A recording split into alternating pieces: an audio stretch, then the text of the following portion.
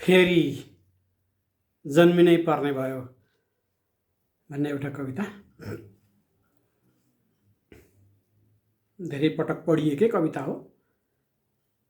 फेरि पढ्दैछु। फेरि जन्मिनै पर्ने भयो। कस्तो हुन्थ्यो होला घुसको स्वाद,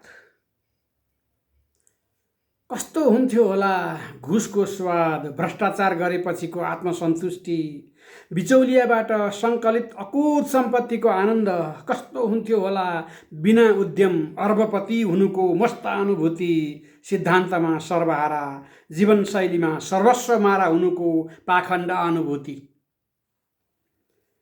कसरी गर्ने सार्वजनिक सम्पत्तिको छातीमा ताण्डव, कसरी गर्ने सार्वजनिक सम्पत्तिको छातीमा ताण्डव, कसरी हिर्काउने कानुनको निधारमा मुङ्राले, कसरी उड्ने माथि माथि आकाशमा बिर्सिएर धरातल, बिर्सिएर हिजोको नाङ्गा खुट्टाको पैदल यात्रा, बिर्सिएर बगर खोरिया र भिरको बाटो, कसरी अर्कै ग्रहबाट झरेको झैँ बेग्लो हुने, कसरी आम मान्छे भन्दा अजङ्गको अग्लो हुने। जघन्य अपराधको सजाय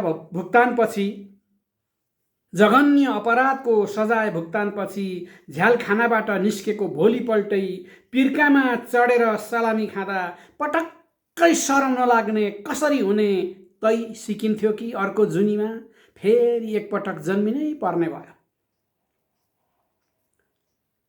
कसरी गर्नु पर्थ्यो निमुखाहरूको गाँस खोसेर आफ्नो भकारी भर्ने उद्यम, कसरी गर्नु पर्थ्यो निमुखाहरूको गाँस खोसेर आफ्नो भकारी भर्ने उद्यम, नागरिकहरूका आँखामा खुर्सानीको धुलो छर्ने काम, दिउँसै अँध्यारो पारेर कसरी गडगडाहट ताली खान सकिन्थ्यो भक्तजनहरूको,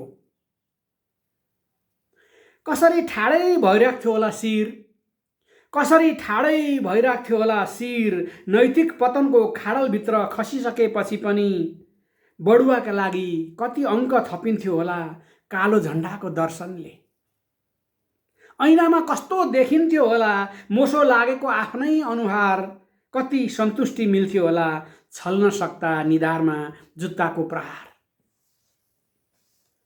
कसरी मस्त निदाउन सकिन्थ्यो होला, कसरी मस्त निदाउन सकिन्थ्यो होला आफ्नै नाममा चोर देश छोड भन्ने नारा लाग्दा, टायर बल्दा सडकमा पुतला जल्दा, जनताको मुक्तिका लागि भन्दै कसरी जनताकै घाँटी थिच्न सकिन्थ्यो होला।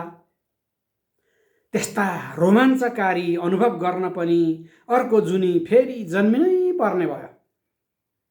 के थाहा अर्को जुनीसम्ममा यो पनि छुट्याउन सकिन्थ्यो कि प्रजातन्त्रवादी हो वा सामन्त, सामन्त हो वा सर्वहारा, सर्वहारा हो वा बादशाह, जुगा उस्तै छन्, लुगा उस्तै छन्, घरबार उस्तै छन्, दरबार उस्तै छन्, छुट्याएर चिनेर भोट हाल्न पनि यही आकाश मुन्तिर यही धरतीमा फेरि जन्मिनै पर्ने भयो।